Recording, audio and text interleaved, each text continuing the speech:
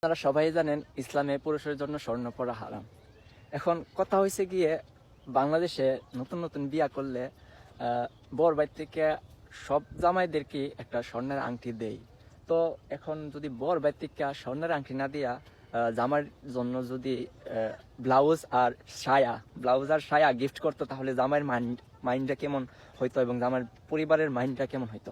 অবশ্যই অসন্তুষ্ট হইতো। কিন্তু এখন আপনি দেখেন, ব্লাউজ এবং সায়া যেমন জামাইয়ের জন্য হারাম পরিধান করা এবং লজ্জাজনক, স্বর্ণ ঠিক হুবহু ইসলাম স্বামীর জন্য লজ্জাজনক এবং হারাম করেছেন। অথচ স্বর্ণ গিফট করলে, স্বর্ণের আংটি গিফট করলে জামাই অসন্তুষ্ট না, বরং সে খুশি প্রকাশ করে। আসলে কি বলুন ভাই, না কে আমার এই ভিডিওটা কিভাবে নেন, তবে যেটা সত্য আমি সেটা নির্দ্বিধায় সবার সামনে উপস্থাপন করতে লজ্জাবোধ করি না। তো অনেকে আবার অনেক